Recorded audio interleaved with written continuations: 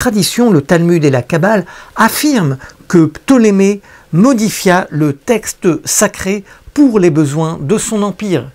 Mais en fait, nous le verrons également, Ptolémée a fait interdire la loi d'Osiris et bouleverser le texte original de la Torah en transférant dans un passé lointain un patriarche nommé Moïse qui lui aussi brisa symboliquement les premières tables de la loi.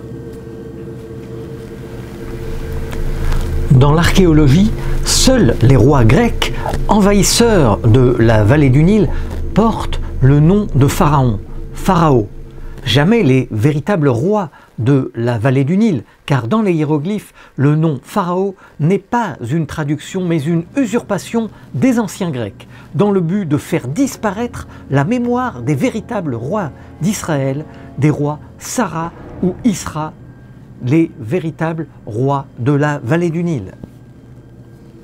Car dans les hiéroglyphes, l'Égypte, les habitants, les pharaons et le fleuve portent avant tout l'un des noms d'Osiris, Isir, Sar, Sarah ou Isra. Mais Osiris est avant tout le roseau de Dieu car il a été conçu à partir du iode primordial divisé en trois, le principe premier nommé Atum. Or le iode est précisément l'origine du mot juif et c'est cela qui dérange. Observons attentivement le hiéroglyphe qui signifie « moi, je » dans le dictionnaire Wallis Budge. Il est formé d'un homme qui pointe son doigt vers lui, suivi immédiatement d'un roseau iode. Symboliquement, cet homme nous dit « je suis un iode ». Or, le iode est l'image de Dieu nommée Atum, Amon, Aton par les égyptologues. Cela signifie que depuis le commencement de la civilisation dite égyptienne, chaque homme, femme, enfant est un iode, l'image du roi, l'image de Dieu, sortie des eaux célestes, le Noun. Le hiéroglyphe même de l'enfant est un iode situé entre deux eaux, le symbole de l'enfant solaire, Horus sorti des eaux célestes, les eaux amniotiques de la mer primordiale. Comme on le constate sur le dictionnaire Wallis Budge, les hiéroglyphes apportent la preuve que les figuratifs de l'homme ou de la femme servant à écrire « moi »,« je » peuvent être remplacés par un iode, ce qui démontre une fois de plus que l'homme est un iode, la femme est un iode, l'image de Dieu. Finalement, le iode, le calame sacré, est le hiéroglyphe du verbe créateur. Et nous verrons que les anciens Grecs ont remplacé le iode par le logos, la parole des Ptolémées, les Lagides. Le nom de Ptolémée Lagos, demi-frère d'Alexandre le Grand, signifie que la parole logos de Ptolémée est confondue avec la parole de Dieu. Les Ptolémées sont les rois qui ont fait passer l'oracle sacré ou la parole de Zeus dans la Septante et dans la Bible, afin de faire disparaître la mémoire des Juifs, des iodes, et de les remplacer par les Égyptiens, les Aegyptos. On voit que l'enfant solaire ou le roseau solaire entre les deux eaux sort symboliquement de la mer des roseaux ouverte en deux. Tout comme les enfants d'Israël dans la Bible sortent par la mer Rouge, nommée justement mer des roseaux, mer des iodes, ce qui nous permet d'affirmer que la mer des roseaux symbolise le Nil céleste, ou l'océan primordial, le Noun, où naissent les roseaux divins. Un passage du Talmud affirme que la fille de Pharaon baptisa Moïse sur la mer des roseaux, désignant ainsi le Nil. Or, la mer des roseaux, Yam-Souf en hébreu, c'est le nom de la mer Rouge, laquelle est bien confondue avec le Nil dans le Talmud de Babylone, ce qui, nous le verrons, bouleversera notre lecture classique de la sortie d'Égypte des enfants d'Israël. La sortie d'Égypte par la mer des roseaux correspondrait alors à une traversée symbolique du Nil céleste pour aller dans le monde des morts, le désert, vers la lumière, comme le faisaient les rois de la vallée du Nil.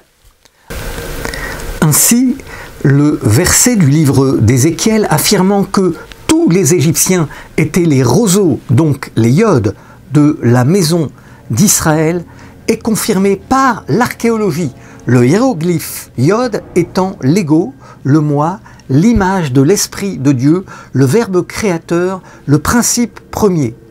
Et dans ce même verset, la maison d'Israël est confondue avec la maison d'Osiris.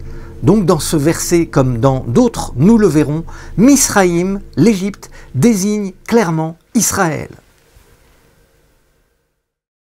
Un passage de l'évangile de Matthieu relate que lors de l'épisode de la crucifixion, un roseau fut placé à la main droite du Christ et le peuple cria « Salut, roi des Juifs !» Jésus est le roi des Yaouds, le roi d'Israël, par l'entremise du roseau sacré. Une fois de plus, la Bible confirme le lien entre le roseau royal, le Yod et la royauté d'Israël. La couronne d'épines du Christ est bien évidemment une couronne solaire. Et comme le buisson d'épines de Jacob, qui symbolise la couronne du Dieu d'Israël, le Christ porte la couronne symbolique solaire d'Osiris Israël. Une fois de plus, la Bible confirme le lien entre le roseau royal, le Yod et la royauté solaire d'Israël. Et pour cause, Israël n'est autre que l'un des noms de Dieu pour la Kabbale. La découverte récente du sceau royal d'Ézéchias, roi d'Israël, montre qu'Ézéchias est l'un des derniers rois de la vallée du Nil.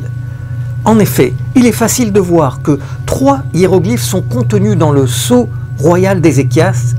Ézéchias qui se dit Chazak Yahou en hébreu et signifie la puissance de Yahou, de Dieu. Le premier hiéroglyphe, le soleil ailé à 3 rayons, se traduit justement par la puissance de Yahou, donc la puissance de Ra ou d'Osiris. Chazak Yahou, là encore, en hébreu. Le second est un antre signifiant la force vitale de Yahou ou de Ra ou d'Osiris, mais aussi la royauté sur la vallée du Nil. Cette vallée du Nil s'écrit justement avec le 3e hiéroglyphe, les 2 traits parallèles désignent les 2 terres. Ézéchias, Chazak Yahou en hébreu, signifie donc la puissance de Yahou ou la puissance de Yahvé sur les 2 terres. Nous avons ainsi la preuve écrite que Yahou, le soleil aux 3 rayons, gravé sur le sceau royal d'Ézéchias, est le nom de Yahou ou d'Osiris, vivant et régnant sur les 2 terres. En écriture proto-hébraïque, de part et d'autre des 3 hiéroglyphes, on peut lire la mention Ézéchias, fils d'Achaz, roi de Yehuda. Or, Yehuda correspond exactement au signe des 2 terres que les égyptologues lisent par convention de manière inversée Taoui. C'est un fait, le sceau d'Ézéchias confirme que les 2 terres se lisent Yehuda, terre de Yahou, terre des Yod. Ézéchias est roi de Juda et roi d'Israël. Il est en même temps Yahou et Osiris, c'est ce que confirme son sceau royal. Ainsi Israël est l'un des noms d'Osiris, sinon le vrai nom d'Osiris. L'égyptologue Alan Gardiner a comparé le mot Anok ou Anor avec l'hébreu Anochi. Ce mot signifie « je suis » quand c'est Dieu, le Dieu de la Bible, qui parle. D'après le rabbin Schneerson de Lubavitch, Anochi est le mot des mots égyptiens, le moi de la majesté divine. Anochi est donc égyptien, le nom de Dieu, conservé dans la Bible hébraïque et dans la mémoire secrète juive, dans la Kabbale. Il est le moi, l'ego même du Dieu de l'Égypte. Le célèbre rabbin de la Kabbale, Rabbi Shimon Bar Yochai, confirme qu'Anochi contient toutes les forces de vie contenues tant dans le monde matériel que dans le monde spirituel. Ceci est conforme au antre égyptien signifiant la force de vie, la première vie apparue dans l'univers, la résurrection d'Osiris, mais aussi le hiéroglyphe d'Anochi signifie précisément le moi, l'esprit vivant de Ra, qui s'écrit avec le Antr suivi par 2 yodes. Quant au hiéroglyphe juif, il existe. Il dérive du yod et se lit Yaoud ou Yaout. Il signifie dignitaire du roi, dignitaire d'Osiris, fonctionnaire du roi. Le professeur Philippe Ernest Legrand, qui a commenté les écrits d'Hérodote, a trouvé pour le moins curieux qu'Hérodote, dans sa classification, ne parle ni des fonctionnaires ni des scribes. Or, fonctionnaire se lit justement Yaoud. Ces catégories faisaient partie intégrante de la structure sociale de la civilisation de la vallée du Nil. À l'époque du roi Aménophis IV ou Amenhotep IV, qui s'est renommé Akhénaton, les grands prêtres nous apportent une définition du nom de Dieu inscrite dans une phraséologie gravée sur 2 cartouches divins ou royaux.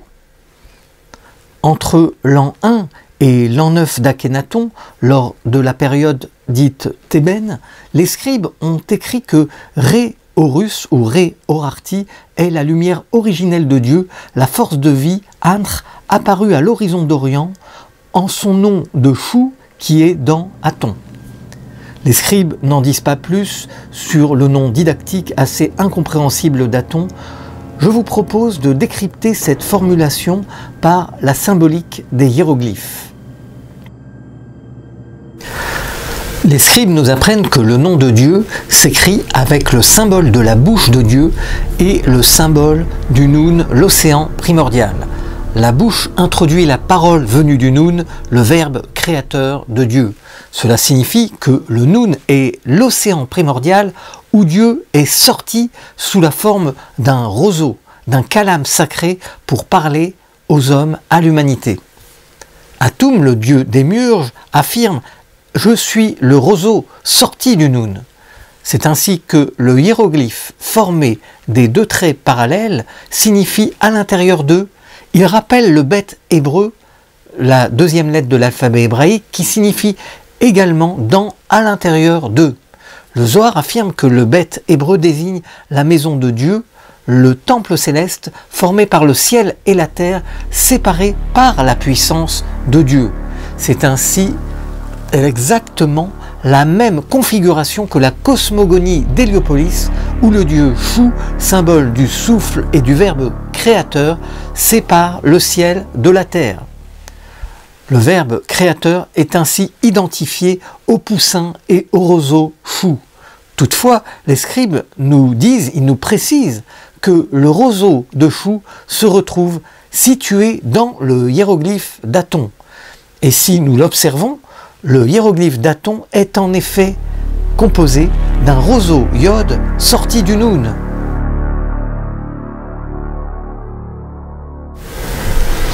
Par chance, à la 9e année de son règne, lors de la période amarnienne, Akhénaton a apporté des modifications aux 2 cartouches divins. Il est flagrant que les scribes ont remplacé ici le roseau Chou par un roseau iode. Par syncrétisme, Chou est devenu Ra le père ou Ra le iode, comme on peut le voir, ce qui confirme définitivement que le dieu de ce que nous nommons faussement les anciens Égyptiens est un roseau sacré, un iode. En effet, les cartouches d'Aton des 2 périodes thébaine et amarnienne nous apportent la preuve archéologique que le dieu de la vallée du Nil, qu'il soit unique comme Aton ou qu'il soit unique et multiple par ses manifestations comme Amon, donc par syncrétisme le dieu de la vallée du Nil, est incontestablement le dieu qui s'est manifesté par le roseau iode.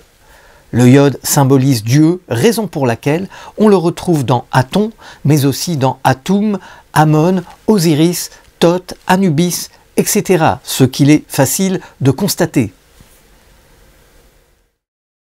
On peut le vérifier avec cette représentation sculptée du signe de vie Ankh, où les 2 bras du Ankh tiennent chacun un sceptre contenant un roseau iode. comme si les scribes voulaient nous signifier que les deux mains de Dieu symbolisaient la puissance créatrice du iode. Sur une feuille d'or retrouvée dans la tombe de Toutankhamon, le divin père Haï lève sa main vers le ciel. Christiane Desroches-Noblecourt affirme que cette posture montre que le divin père Haï était la puissance même, la puissance d'Amon. Mais en observant bien les hiéroglyphes, on constate que les scribes ont remplacé le iode du nom de Haï par sa propre main. Preuve que le iode symbolise bien la main de Dieu. Finalement, le iode d'Amon, comme le iode de Yahvé, signifie que la puissance de Dieu est cachée, car dissimulée derrière la création. D'après le Zohar, le iode et le mot Amen signifient tous deux que Dieu est caché, dissimulé, inaccessible aux hommes, exactement le même sens qu'Amon, qui signifie le Dieu visible par sa création et caché dans son essence. Le grand hymne à Amon insiste sur le fait que Dieu est inconnu, son nom est inconnu, inaccessible aux hommes, celui qui trouverait son nom serait foudroyé. Il en est de même pour le Aleph hébreu, qui est la première lettre du mot Anochi, donc je suis, et qui, d'après la Kabbale, est la puissance vitale, comme le Hantre, la force de vie divine, et en même temps l'image de l'homme, ce dernier étant l'image de Dieu. D'après la Kabbale, le Aleph est formé de 3 iodes qui symbolisent le nom de Dieu, l'unique devenu 3. Le iode central s'est rallongé, transformé en valve, symbolisant le soleil, et les 2 iodes latéraux représentent les 2 mains de Dieu. On peut voir le même schéma du soleil avec 2 bras dans les tombes de la vallée des rois.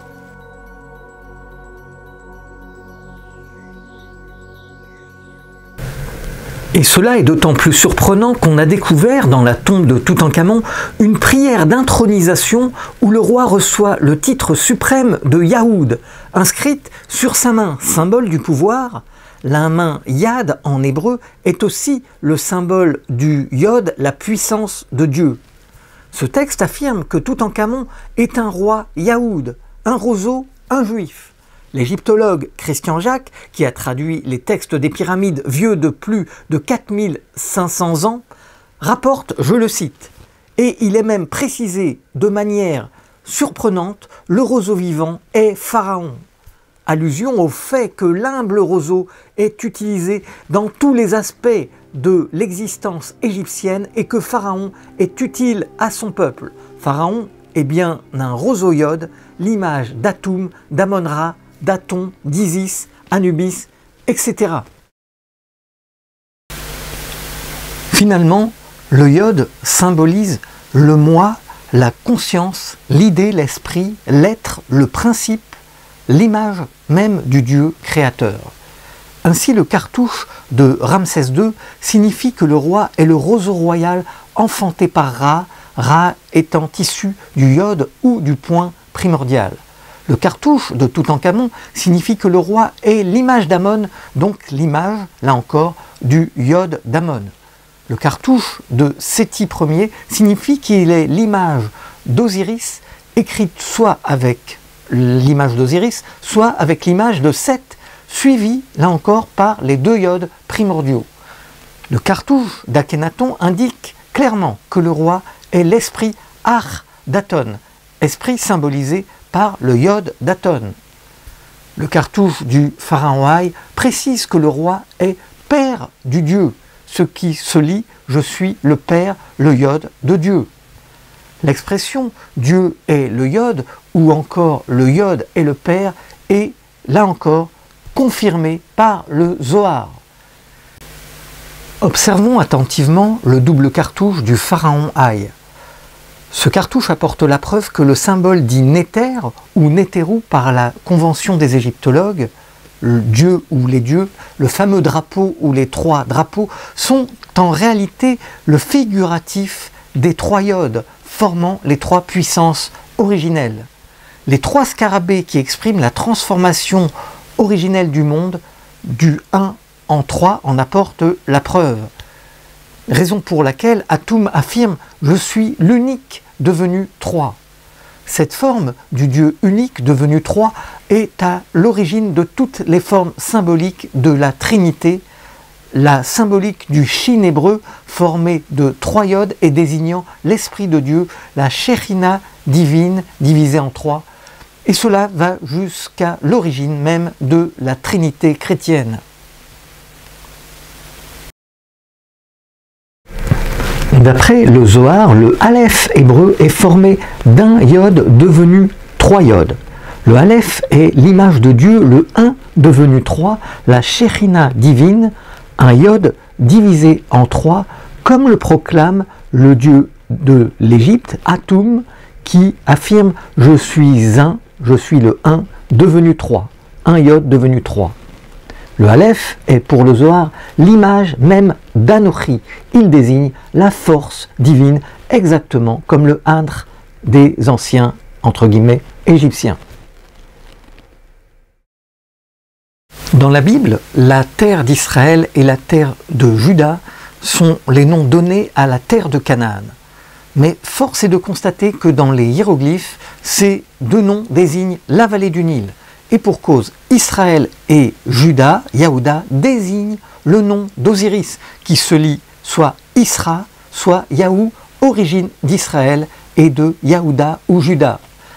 Ainsi, de nombreux hiéroglyphes prononcés Yahou dans le dictionnaire Wallis Budge désignent le yod comme la lumière originelle de la création, la radiance, la première lumière désignée aussi par le point originel entouré d'un cercle. Le hiéroglyphe par exemple Ta Yahout, qui peut se lire Yahuta, désigne la terre d'Osiris, la terre d'Isra. Dans la Kabbale, le yod est précisément le point originel à l'origine de toute la création. Le yod est symbolisé par un point central entouré d'un cercle représentant l'image du Dieu créateur. Ce point central est le point le plus secret, le plus sacré de la Kabbale, nous dit le livre du Zohar, car il s'est démultiplié à l'infini pour former l'univers. Or, ce point entouré d'un cercle à l'origine de l'univers n'est autre que le hiéroglyphe de Ra, qui désigne lui aussi non pas seulement le soleil, comme on l'a longtemps cru, mais la source de toute lumière. Observons maintenant le diadème de Toutankhamon. Il représente le cosmos encerclant la tête du roi, l'image de l'Esprit de Dieu entourant l'univers. Le diadème se décompose en une multitude de points entourés d'un cercle. Ceci nous indique que l'univers a été formé à partir du symbole de Ra, la lumière primordiale, un point unique qui s'est démultiplié à l'infini. En ancienne Égypte, ce point est représenté par syncrétisme par le yod d'Atum, le yod d'Amon-Ra, le yod d'Aton, etc. Le dieu démiurge qui s'est démultiplié à l'infini. Je suis le 1 au million de formes, nous dit le dieu Atum. Ainsi, tous les dieux de l'Égypte sont formés à partir du yod originel qui s'est démultiplié et a formé le roseau sacré d'Atum ou de Ra. Le problème des Juifs égyptiens ou des Égyptiens juifs en ancienne Égypte se posait déjà il y a plus de 2000 ans. C'est pour ainsi dire le plus ancien dossier du monde. Au 1er siècle de notre ère, Flavius Joseph, historien juif et général romain, s'est indigné contre les historiens grecs et romains, notamment Appion et Manéthon. Tous affirmaient que les Juifs sont de race égyptienne, si bien que dans son ouvrage intitulé Contre Appion, Flavius Joseph finit par poser le problème aux historiens de la Rome antique et de la Grèce antique, et leur demande pourquoi ils nomment les Égyptiens par le nom de Juifs. Je le cite. « Pourquoi, si ces hommes sont égyptiens, les appelez-vous Juifs ?» Flavius Joseph va encore plus loin en constatant le fait que ce sont les Égyptiens eux-mêmes qui affirment et revendiquent le fait d'être des Juifs et non des Égyptiens.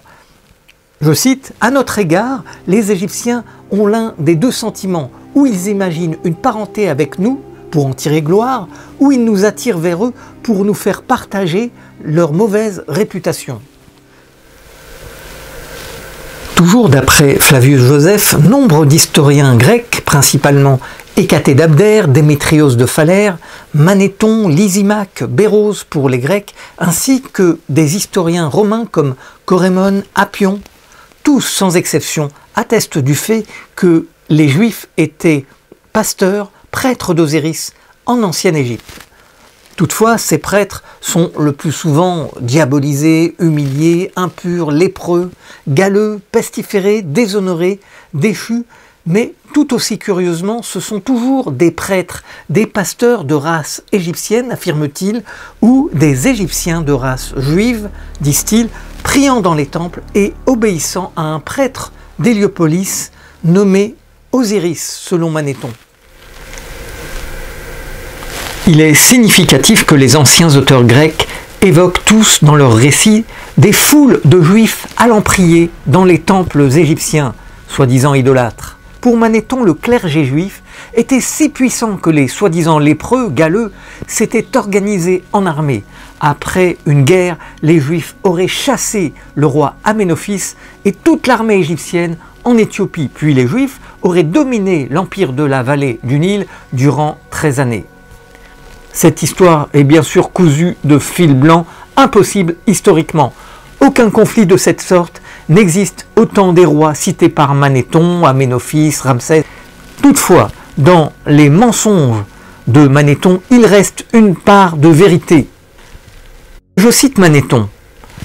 On dit que le prêtre d'origine héliopolitaine, donc le chef des Juifs, leur donna une constitution et des lois appelées Osarseph du nom d'Osiris. Osarseph signifie la puissance du serpent, la puissance du roseau, la puissance de Dieu, symbole d'Osiris, et puissance de Ra selon Plutarque. Ainsi, selon les propres écrits de Manéthon rapportés par Flavius Josèphe, les Juifs observaient la loi d'Osiris, donc les 42 commandements d'Osiris. Et ceci est important car Manéthon et les historiens grecs et romains ne parlent jamais de l'esclavage des Hébreux en Égypte, mais bien de Juifs priant dans les temples, ce que confirme les textes de la tradition juive, le Midrash, Rashi, le Talmud et le Zohar. Si les enfants d'Israël étaient les bâtisseurs et les prêtres d'Héliopolis, qu'en est-il alors de l'esclavage des Hébreux, des enfants d'Israël, racontés dans la Bible?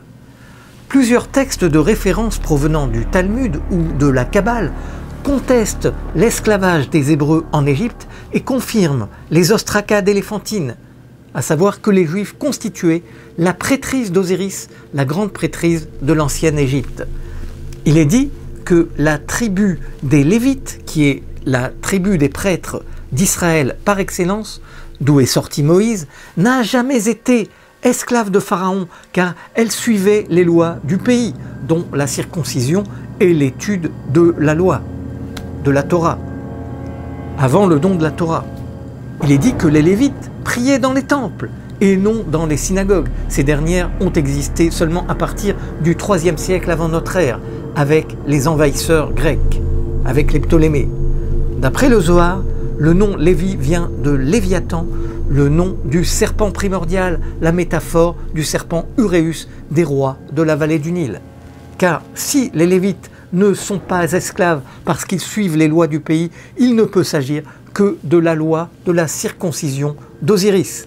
Un autre texte affirme que plusieurs tribus d'Israël avaient conservé un mode de vie seigneurial et que les Égyptiens avaient octroyé au peuple juif, au clergé juif, les prérogatives du clergé même de l'ancienne Égypte. Là encore, il ne pouvait s'agir que de la prêtrise d'Osiris, ce que nous allons constater. Deux autres textes du Talmud et du Zohar confirment que l'esclavage des 12 tribus d'Israël consistait à pratiquer le service du culte de Dieu à l'intérieur du temple. le commentateur Rashi confirme que les esclaves hébreux n'étaient pas esclaves, mais serviteurs du roi, je cite, « Ils étaient esclaves d'un roi et non pas esclaves asservis à d'autres esclaves ». Donc, esclaves d'un roi dans le sens de serviteurs du culte en ancienne Égypte. C'est ainsi que l'expression « maison de l'esclavage » dans le premier commandement de la Torah, qui dit « Je suis Adonai votre Dieu qui vous est sorti d'Égypte de la maison de l'esclavage », cette fameuse maison n'était autre que le temple dit égyptien dans lequel était pratiqué le culte de Dieu ou des dieux ou idoles de l'Égypte, idoles nommées Elohim, le mot qui signifie en même temps Dieu et les dieux. Ce qui correspond justement à la nomenclature en ancienne Égypte, car Dieu était en même temps unique par son mystère et multiple par ses manifestations.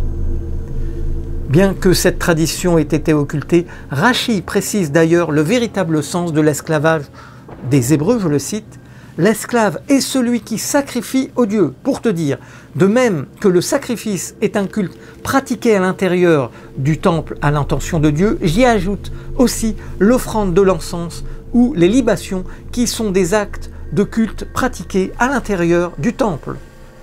Les soi-disant esclaves hébreux formaient en réalité le clergé qui pratiquait le culte des idoles de l'Égypte, selon Rashi, à l'intérieur du temple ou des temples, raison pour laquelle les Hébreux sont sortis d'Égypte avec de nombreuses idoles, avec le culte du veau d'or, qui, nous le verrons dans la seconde partie de ce documentaire, est l'image de la renaissance d'Israël. Les Juifs priant dans les temples étaient les prêtres d'Osiris, les Yaouds priant justement dans les temples, ce que vont confirmer les ostrakas découverts à Éléphantine. C'est un fait, l'égyptologie moderne n'a pas suivi la voie tracée par Jean-François Champollion qui réclamait la critique sacrée de la Bible pour comprendre qui étaient vraiment les anciens Égyptiens. Il existe une preuve irréfutable archéologique attestant que les Juifs de l'Antiquité égyptienne pratiquaient le culte d'Osiris. C'est ainsi qu'au début du XXe siècle, les archéologues français du CNRS ont découvert des débris de poterie ou ostraka à Éléphantine en Haute-Égypte datant du 7e au 5e siècle avant notre ère. Ils vont faire une découverte spectaculaire susceptible de faire s'effondrer les trois grandes religions monothéistes et la révélation de Moïse. Mais cette découverte a été enterrée, effacée, ostracisée, frappée d'omerta. Une véritable chape de plomb s'est édifiée par les historiens et les égyptologues.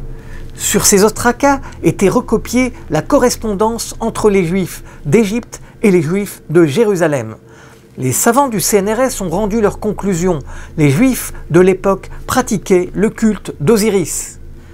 Il est important de noter que pas une seule fois dans toute la correspondance d'Éléphantine, les Juifs de Jérusalem ne reprochent aux Juifs d'Égypte de pratiquer le culte d'Osiris et d'adorer les prétendues idoles de l'Égypte.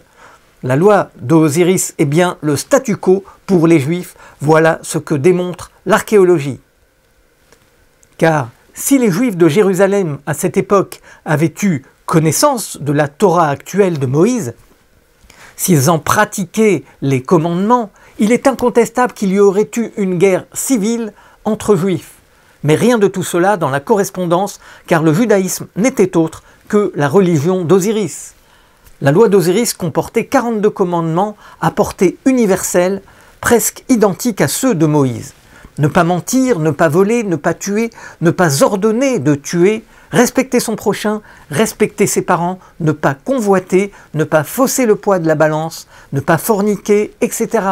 Yann Assmann est le seul égyptologue qui parle de Torah d'Osiris, de loi de Dieu. On a découvert des contrats de mariage qui établissaient que les Juifs se mariaient avec les Égyptiens, entre guillemets, car ils ne portaient pas ce nom. Les noms se mélangent de manière symptomatique, disent les savants du CNRS. On a alors constaté que les Juifs étaient des dignitaires, donc des Yaouds, des fonctionnaires, des scribes, des notaires, gouverneurs, généraux, chefs militaires, notaires, propriétaires terriens, etc. Or, seuls les prêtres d'Osiris, nommés hommes de Dieu, Yahoud, avec droit à ces fonctions. C'est un fait, les historiens grecs dont parle Flavius Joseph nommaient encore dans leurs ouvrages juifs les anciens égyptiens. Toutefois, les deux assertions juifs de race égyptienne ou égyptiens de race juive sont fausses, historiquement impossibles, car nous l'avons dit, le mot égyptien n'existe pas dans le vocabulaire des hiéroglyphes.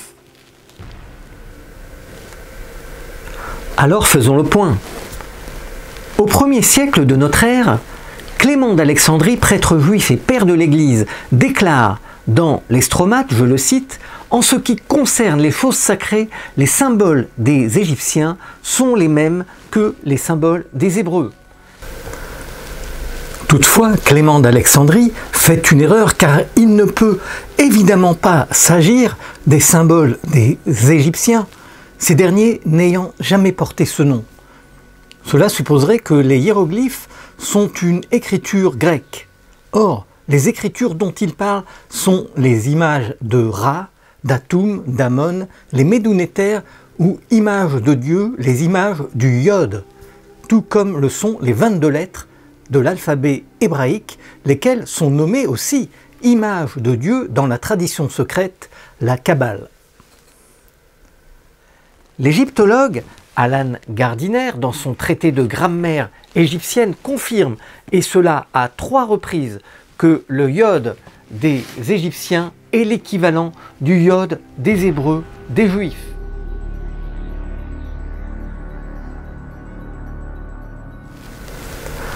Dans les années 1930, l'égyptologue russe Michel Vladimirovitch Skariatine, dit Enel, qui avait travaillé avec Gaston Maspero, avait constaté que le Yod des anciens Égyptiens était le hiéroglyphe du moi, de l'ego, de l'esprit, de la personnalité, de l'individualité, de l'enfant de lumière Horus, de Dieu lui-même.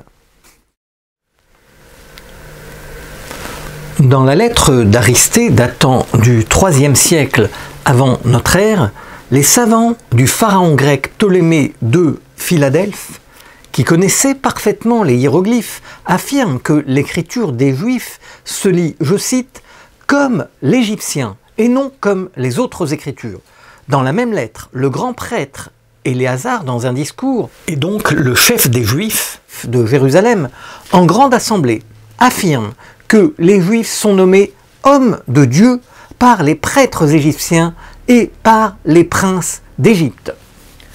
Cela signifie que pour la prêtrise et pour la royauté de l'ancienne Égypte, les Juifs ne sont autres que les prêtres d'Osiris, les hommes de Dieu, les hommes de Ra ou Is-Ra, la caste qui mettait les rois sur le trône. Au vu de ce qui vient d'être dit, il est clair qu'en nommant la civilisation de la vallée du Nil avec des noms de dieux grecs, les égyptologues cautionnent une hérésie, une usurpation, celle des anciens Grecs, car ils désignent toute une civilisation par le nom de son pire ennemi, en l'occurrence Égyptos désigne l'envahisseur grec. D'après Hérodote, les anciens Égyptiens détestaient les Grecs, leur divinité et leurs coutumes. Voici ce qu'a écrit le père de l'histoire. Les Égyptiens répugnent à adopter les usages des Grecs. C'est pourquoi ni Égyptiens ni Égyptiennes ne voudraient embrasser un Grec sur la bouche, ni se servir d'un couteau grec, ni manger de la chair de bœuf si elle a été découpée avec un couteau grec. Tout ceci prouve que les habitants de la vallée du Nil ne pouvaient en aucune manière porter le nom d'Égyptien, un dieu étranger, détesté, honni, considéré comme l'ennemi, l'envahisseur potentiel, l'abomination même.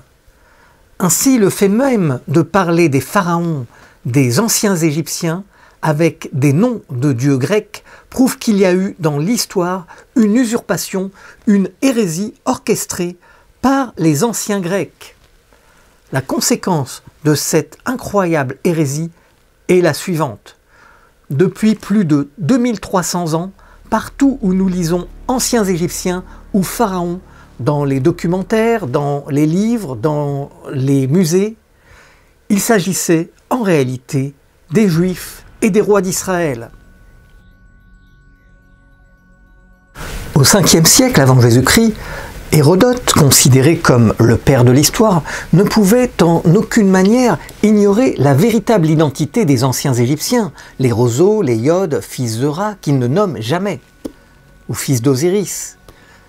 Il est pour le moins curieux que dans son histoire d'eux sur l'ancienne Égypte, Hérodote ne parle pas une seule fois des Juifs, alors qu'ils étaient très nombreux dans la vallée du Nil et dans le Moyen-Orient. D'ailleurs, le père de l'histoire affirme avoir voyagé en Égypte et avoir contacté personnellement les prêtres dits égyptiens. Le professeur Philippe Ernest Legrand, qui a commenté les écrits grecs d'Hérodote, atteste que le livre d'Hérodote, Histoire 2, a été falsifié, truffé d'erreurs et son histoire de l'ancienne Égypte est littéralement confondue avec la mythologie grecque. Et pour cause, Hérodote prétend avoir vu la statue de Zeus dans le Saint des Saints du temple d'Amon à Thèbes, ce qui est historiquement impossible. Hérodote évoque la vallée du Nil comme si les Grecs dominaient, alors qu'à son époque, c'étaient les Perses qui dominaient le pays. C'est là encore l'une des preuves que le livre d'Hérodote a bien été falsifié dans le but de faire disparaître la véritable mémoire de cette immense civilisation. Nous allons voir que 150 ans après la mort d'Hérodote, le pharaon grec Ptolémée Philadelphe avait tout intérêt à ce que l'on supprimât des écritures la véritable identité des Iodes, des fils de Sarah, des fils d'Osiris, d'Israël, et ordonna qu'on remplace la mention juif par Aegyptos, égyptien. Il est important de connaître l'histoire du pharaon Ptolémée Philadelphe telle qu'elle est décrite dans la lettre d'Aristée pour savoir pourquoi et comment la Bible a été écrite sous l'autorité des rois grecs conquérants de la vallée du Nil. Ptolémée Philadelphe va agir en fin stratège politique et religieux. Il va s'en prendre essentiellement, exclusivement, non pas aux Égyptiens, peuple qui n'existe pas car inventé, renommé par Ptolémée, mais aux Juifs, aux prêtres, adorateurs d'Aton, d'Amon, de Ra et surtout aux prêtres d'Osiris. Le roi Dieu Ptolémée fait d'abord interdire par décret le culte d'Osiris. C'est une catastrophe car le culte d'Osiris, plusieurs fois millénaire, était alors pratiqué dans toute l'Égypte, mais aussi dans tout le Moyen-Orient et bien sûr par les Juifs. Opposants et dissidents sont mis à mort.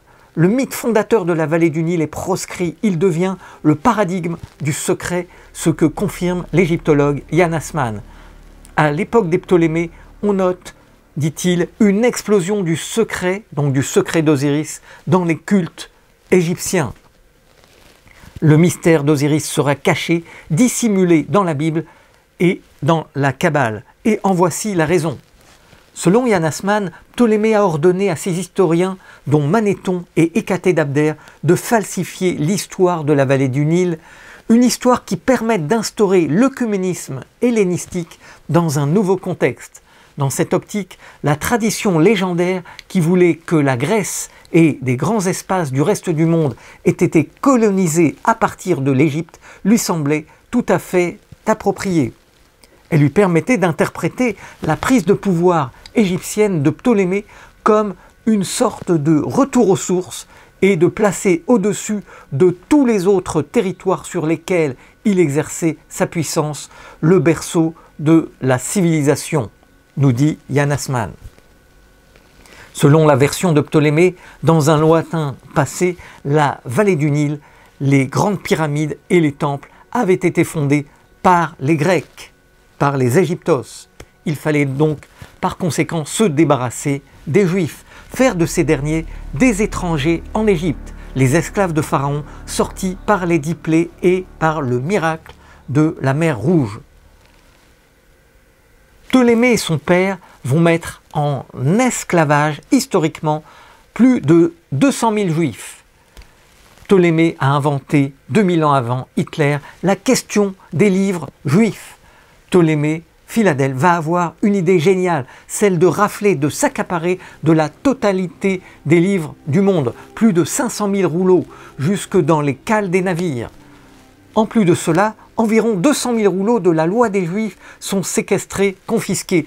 Tous les livres qui étaient à l'époque des rouleaux seront détruits. Quel était le but de Ptolémée? Restituer des traductions grecques où le véritable nom des habitants de la vallée du Nil, les Juifs, sera remplacé par le nom du dieu grec Aegyptos, égyptien. Le livre d'Hérodote sera falsifié, bourré d'erreurs, comme le constatera le professeur Philippe Ernest Legrand. Les noms des dieux sont grecs, grécisés, hellénisés. Très rares sont ceux qui correspondent aux hiéroglyphes. Les lieux géographiques portent aussi des noms grecs. Oui, Ptolémée a fait disparaître les véritables habitants de la vallée du Nil en remplaçant le nom juif, Yod, par le mot égyptien, Égyptos.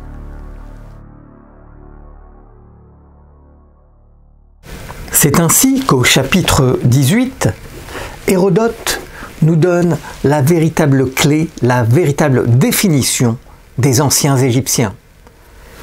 Le père de l'histoire raconte que, dans un lointain passé, les Libyens s'étaient révoltés contre Amon, refusant d'être des Égyptiens et revendiquant le droit de manger de la viande de vache et autres mets interdits par la loi d'Amon ou d'Osiris.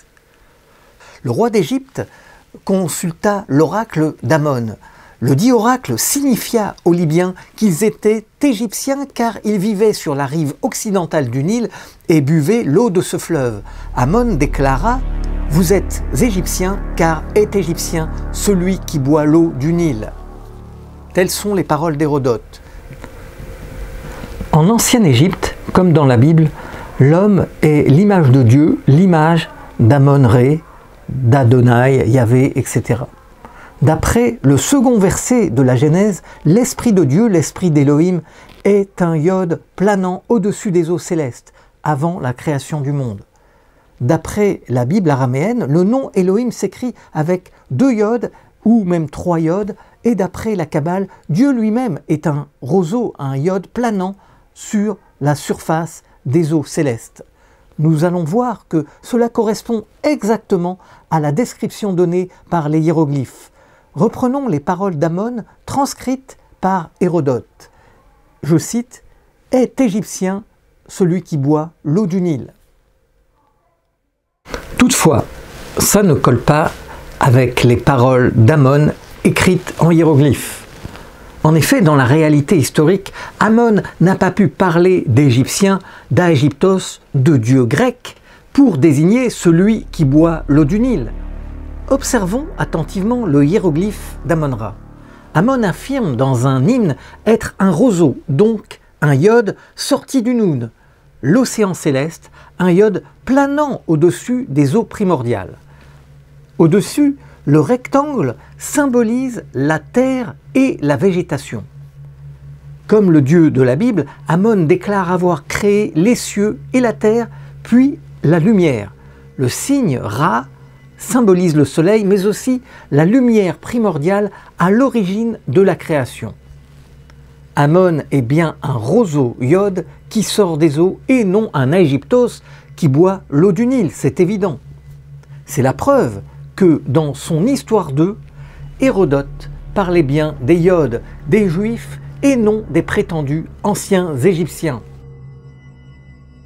Un autre oracle confirme qu'Amon dit au roi Aménophis III ou Aménhotep III « Tu es l'image de moi que j'ai créée sur la terre, c'est-à-dire tu es l'image du Yod que j'ai créé sur la terre, et non l'image de l'Égyptien, et non l'image d'Aegyptos. » Ainsi, les textes confirment que les rois et les hommes sont tous l'image de Dieu, l'image du roseau Yod d'Amon sorti des eaux du Nil. Mais dans ce cas, qu'en est-il de la toute première mention du nom Israël gravé sur la stèle de Merenta au musée du Caire. D'après l'égyptologue Sir Finlers Petrie, il est écrit à la 27e ligne « Israël est dévasté, sa semence n'existe plus ». Comment l'unique mention d'Israël, désignant toute une civilisation qui a fait tant de bruit, apparaît pour la première fois pour nous signifier qu'Israël est mort et enterré, anéanti par le pharaon Merenta? C'est impossible. Observons attentivement le hiéroglyphe d'Israël sur la stèle. Phonétiquement, on ne lit pas Israël, mais bien Assyriari. Dans la Bible, Israël signifie ou bien le fils de Dieu ou celui qui combat avec Elohim, elle signifie Dieu. Ça ne colle pas avec le mot Israël de la stèle, où les figuratifs de l'homme et de la femme désignent une population et non un dieu. Par conséquent, le mot Assyriari ne peut en aucun cas signifier Israël. En fait, c'est l'Église qui avait demandé à Sir Finlers Petrie de trouver un hiéroglyphe signifiant qu'Israël n'existe plus. Sir Finlers Petrie avait d'ailleurs déclaré « J'espère que les révérends seront satisfaits, cette découverte me rendra célèbre dans le monde entier ». Ainsi, des millions de gens ont été trompés par la stèle faussement nommée stèle d'Israël. Le psychanalyste Gérard Hubert confirme dans une étude sur la stèle de Merenta l'immense imposture orchestrée par l'Église où Assyriari n'a jamais signifié Israël. Et pour cause, pour la Kabbale, Israël n'est pas le nom d'une population, mais c'est le nom de Dieu lui-même. Ainsi, Rabbi Shimon Bar Yochai, le rabbin le plus réputé de la Kabbale, affirme que le Dieu d'Israël n'est autre que le Dieu de l'Égypte, descendu en Égypte sous le nom d'Israël, avec 42 anges formant les 42 lettres de son nom. C'est évidemment le souvenir d'Osiris et des 42 juges formant le tribunal céleste mentionné dans le livre de la sortie vers la lumière. D'après la Bible, Jacob, renommé Israël, avait, en arrivant en Égypte, béni Pharaon. La tradition secrète affirme, et Rachi le confirme, que suite à cette bénédiction, et pour la première fois, les eaux du Nil sont montées. La bénédiction d'Israël est donc la bénédiction d'Osiris qui déclenche la première inondation du Nil, la première crue annuelle. C'est la raison pour laquelle l'enterrement de Jacob, donc d'Israël, est accompagné par tout le peuple égyptien, nous dit la Bible, toute la maison de Pharaon, comme pour nous signifier qu'il s'agissait de l'enterrement symbolique d'Osiris, de Sarah, du fils de Ra, d'Israël, le Dieu qui fait monter les eaux du Nil. Dans la Bible, la tombe d'Israël porte d'ailleurs le nom Abel Misraïm, le deuil des Égyptiens, alors qu'il s'agissait du deuil d'Israël. Cela signifie que le deuil des enfants d'Israël est le deuil des enfants de Misraïm. Israël et Misraïm, présumés opposés, ont ici la même signification symbolique, celle d'une union sacrée qui lie directement Osiris à Israël. Mais c'est encore plus flagrant dans la Bible lors de l'érection du veau d'or, l'idole de l'Égypte par excellence. Dans le récit de l'Exode, les enfants d'Israël adressent une prière au veau d'or. Le veau d'or est nommé Israël par les enfants d'Israël et non Osiris. Voici tes dieux Israël qui t'ont élevé de la terre d'Égypte. Cela signifie que Ra, Osiris, le dieu de l'Égypte, porte le nom d'Israël. Les textes des pyramides apportent la preuve que les enfants d'Israël s'adressent à Ra ou à Osiris, le désignant par le nom Israël. Il est écrit « C'est sous la forme d'un veau d'or que le soleil Ra apparaît dans le ciel ». Ainsi, le veau d'or étant renommé Israël par les fils d'Israël, la Torah et les textes des pyramides apportent la preuve qu'Israël est bien le nom d'Osiris, Isra, le fils de Dieu. Les enfants d'Israël sont bien les fils du veau d'or, Ra, Osiris, désignés par Israël, par les fils d'Israël. Les similitudes précises entre Israël et Osiris sont nombreuses et feront l'objet d'un autre documentaire. Mais pour donner un résumé, le combat entre Jacob, devenu Israël, et l'ange dissimule un combat cosmique entre Jacob le soleil contre Ésaü qui serait le serpent céleste des ténèbres nommé Samaël. Jacob c'est le soleil, Ésaü c'est le serpent, nous dit la Kabbale. Ainsi, les personnages de la Bible ne sont pas des humains, mais dissimulent une véritable cosmogonie où les puissances cosmiques sont tantôt en guerre, tantôt en paix, pour expliquer le passage du jour à la nuit ou inversement. C'est le même combat cosmique de la résurrection contre la mort, comme on peut le voir dans les tombes de la vallée des rois, où l'on voit un combat entre Osiris Atum, qui incarne le soleil presque mort, contre le serpent Apophis pour la conquête de la lumière céleste. Dans la tombe de Toutankhamon, nous avons la confirmation où le roi défunt, sous la forme d'Osiris embaumé, avale symboliquement les 7 étoiles de l'herminette grand ours pour revenir à la lumière, à la vie. La Kabbale relate que Jacob, mort et ressuscité, correspond de la même manière à l'étoile de l'Est, l'étoile Sirius qui aurait avalé les 7 étoiles du Nord qui correspondent à la grande ours. Les textes des sarcophages nous donnent la clé de cette énigme.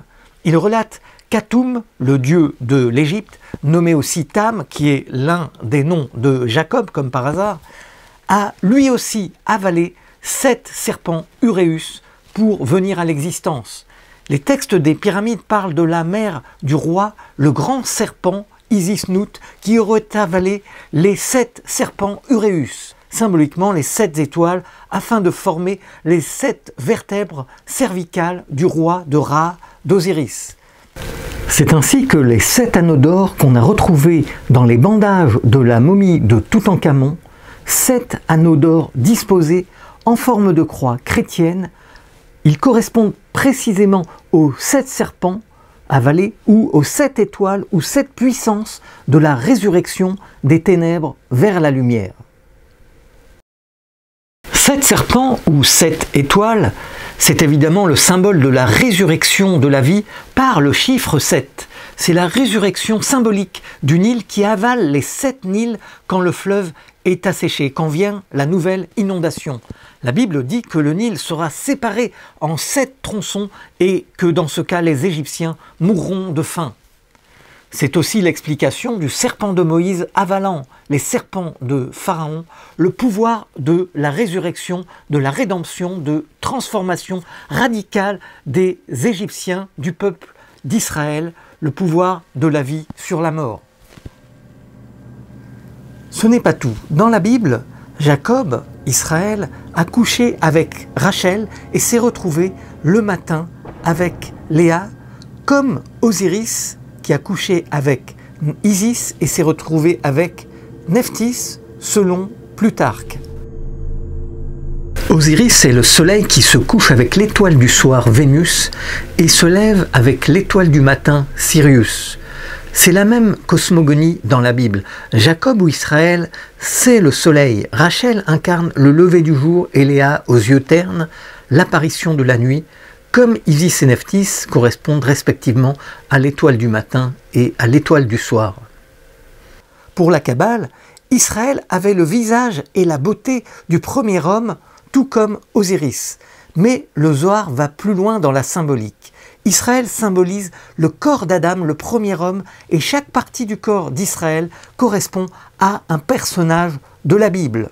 Le bras droit correspond à Abraham, le bras gauche à Isaac, le phallus à Joseph, le corps à Jacob. Comme si le corps d'Israël avait été démembré puis recomposé après la victoire contre l'ange. Il est dit que les 12 tribus d'Israël forment les organes du corps, soit la même configuration qu'Osiris, dont les membres correspondent aux différentes divinités de la vallée du Nil. Jacob symbolise aussi l'arbre de vie trônant dans le jardin d'Éden, ou le pilier du monde, comme Osiris avec l'arbre Ished ou l'obélisque. Jacob est le père des 12 tribus ou des 12 constellations du zodiaque, tout comme Osiris. Jacob et Israël sont tous deux embaumés et placés dans un sarcophage à l'effigie du premier homme, Adam, Atoum, Israël.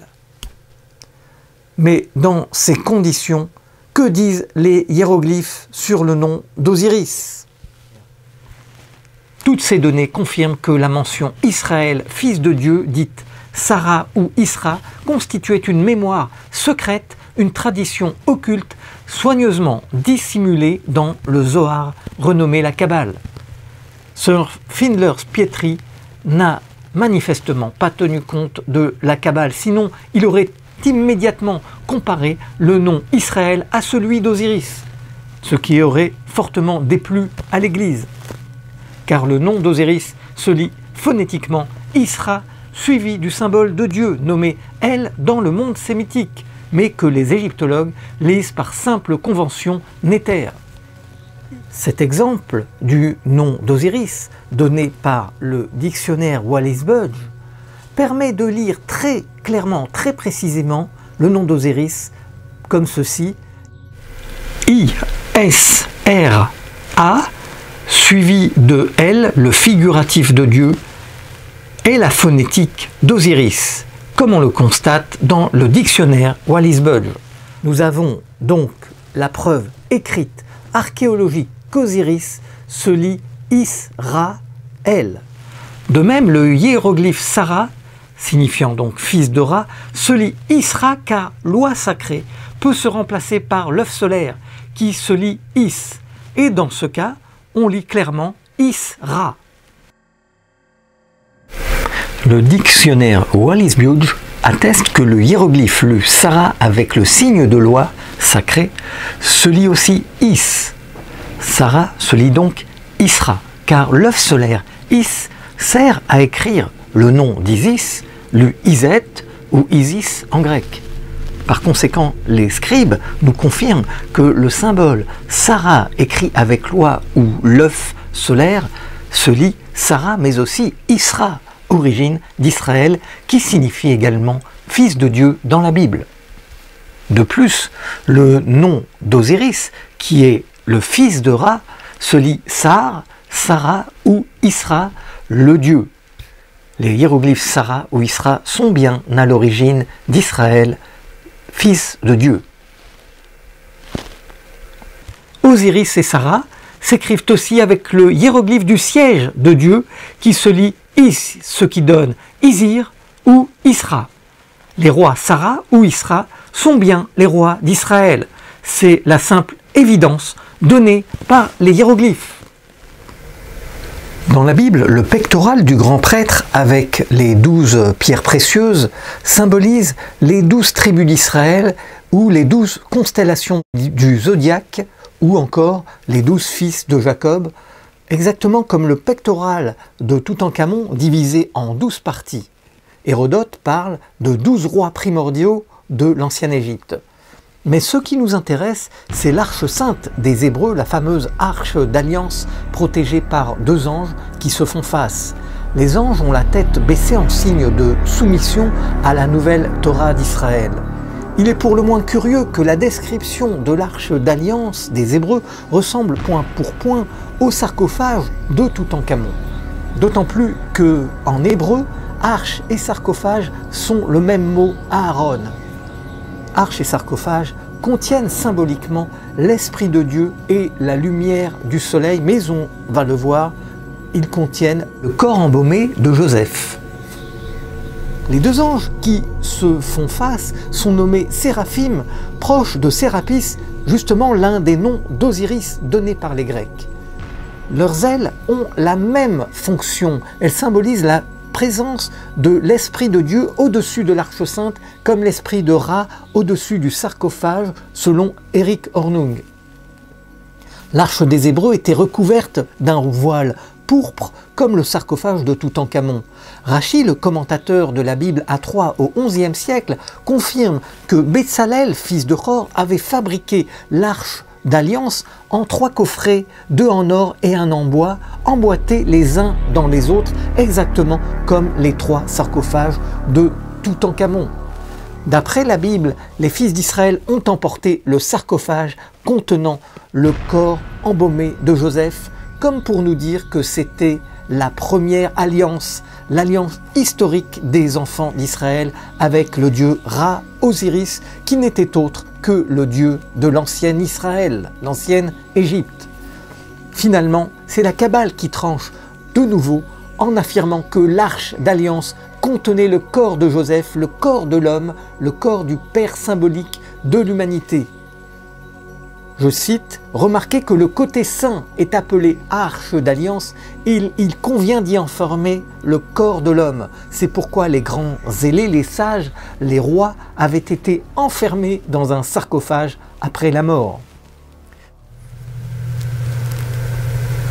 Un passage du Zohar, texte de la Kabbale, confirme que les Juifs de l'Antiquité embaumaient leurs morts et surtout leurs rois.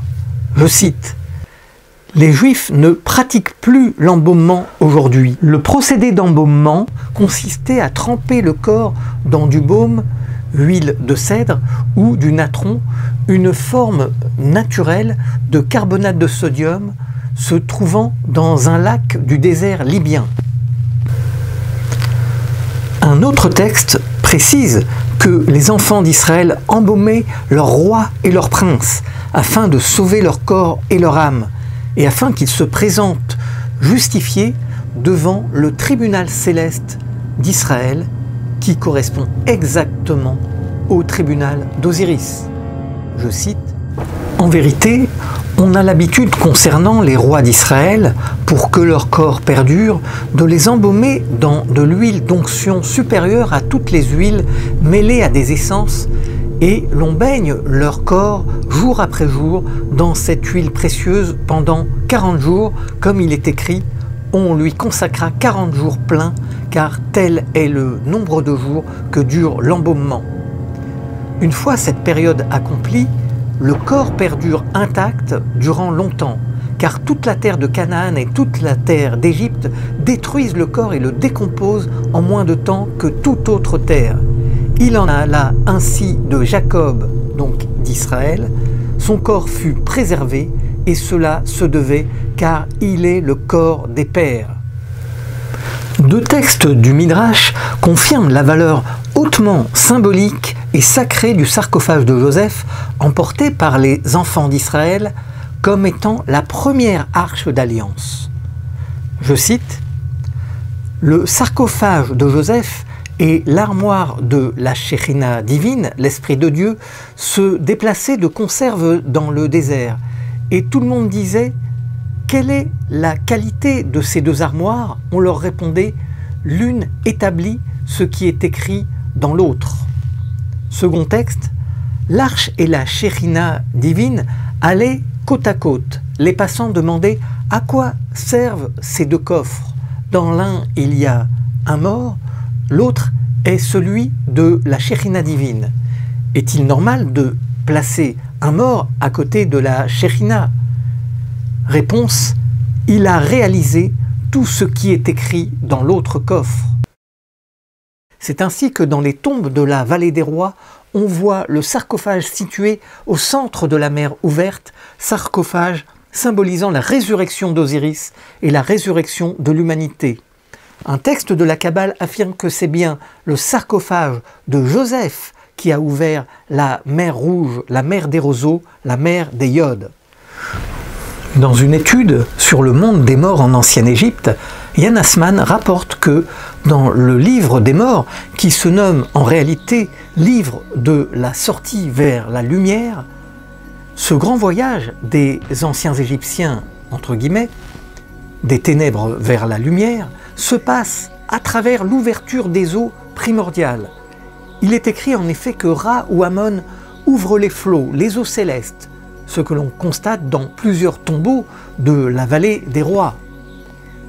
Comme dans la Bible, après avoir traversé l'océan céleste, l'âme des morts dits égyptiens se retrouve curieusement emprisonnée dans un désert.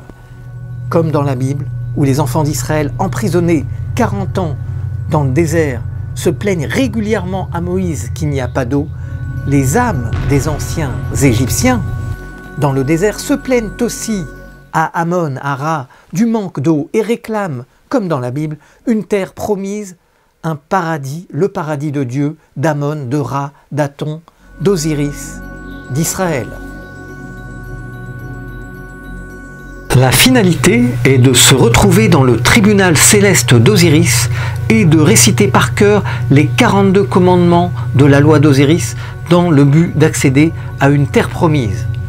Un passage du Zohar attribue la traversée de la mer Rouge et par conséquent toute la sortie d'Égypte vers le désert au grand voyage des âmes des morts, des âmes des enfants d'Israël qui sortent d'Égypte vers une nouvelle vie, vers une nouvelle terre dans l'au-delà. La sortie d'Égypte n'est donc pas historique, car c'est une sortie eschatologique dans l'au-delà, comme cela est écrit dans le livre de la sortie vers la lumière, faussement nommé livre des morts. Il est dit en effet que parvenu à la terre promise, l'âme des anciens Égyptiens, prétendus anciens Égyptiens, après avoir traversé le désert de la soif, le désert des morts, découvre une terre avec des hommes géants, avec des plantes géantes, nous dit Yann Assmann, des épis de blé démesurés, exactement comme dans la Bible où les explorateurs des enfants d'Israël découvrent une terre de Canaan peuplée de géants et de fruits énormes.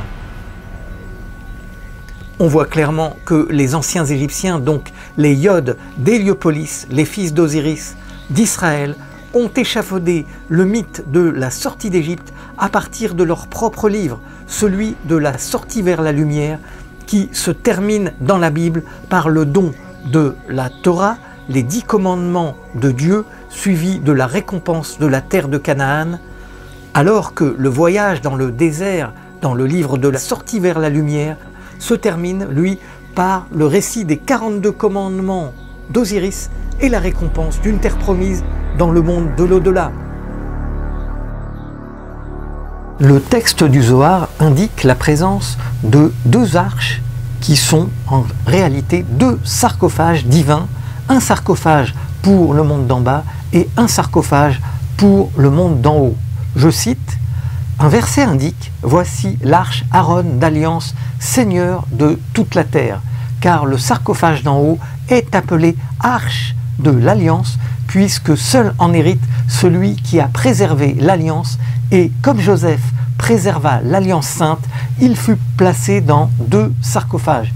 Il est écrit, on le mit dans un sarcophage en Égypte, Genèse 50, 26, il en fut ainsi, certes. Et le verset prouve un autre secret, je continue à citer, bien que son âme soit sortie dans un autre domaine, elle s'enchaîna à la Shekhinah divine, comme il est écrit, on le mit dans un sarcophage en Égypte, dans un sarcophage en haut et en bas, parce que c'était un juste, car tout juste hérite de la terre sainte d'en haut. C'est ainsi que dans la croyance égyptienne, il existe également un sarcophage pour le monde souterrain et un sarcophage pour le monde d'en haut, pour libérer l'âme du défunt vers Dieu. Nous voyons à quel point le Zohar, en affirmant que l'arche d'alliance est le sarcophage de Jacob, d'Israël ou de Joseph, donc le sarcophage symbolique de Dieu, remet en question toute notre connaissance de la Bible et devient un champ de recherche complémentaire et indispensable à la science, faussement nommée égyptologie. En conclusion, comme je l'ai dit, la présence des Juifs en ancienne Égypte est le plus ancien dossier du monde. Nous sommes en face de la plus grande énigme de tous les temps. La disparition miraculeuse de toute une civilisation plusieurs fois millénaire de la vallée du Nil que nous nommons faussement égyptienne. Aucun égyptologue ne peut expliquer comment les anciens Égyptiens ont disparu pour la bonne raison qu'ils n'ont pas disparu. Toutefois, les Juifs ont été forcés d'accepter la Septante imposée par les anciens Grecs, les Ptolémées. Nous verrons qu'ils sont devenus le peuple sorti d'Égypte par soumission au roi grec, le roi qui a institué l'esclavage d'Égypte et la libération des Hébreux par les miracles de Moïse. Nous verrons que la Bible est un cryptage subtilement prémédité par les scribes, une incroyable inversion où les enfants d'Israël sont les véritables anciens Égyptiens. Nous verrons que ce couple de rois-dieux, Ptolémée et Arsinoé, divinisés de leur vivant, nommé donc Ptolémée Philadelphe et son épouse Arsinoé qui se lit Arsinaï en hiéroglyphe, une reine à la fois jalouse et hystérique, ont imposé aux Juifs de renier leur passé et leur civilisation par l'acceptation de la Septante. Que s'est-il réellement passé au IIIe siècle avant notre ère dans la tour de Pharos? Est-ce le lieu où la Bible a été écrite et non traduite? Que disent les textes anciens? Que dit la Kabbale? Que dit la lettre d'Aristée? Nous le découvrirons dans notre prochain documentaire. Merci beaucoup pour votre attention.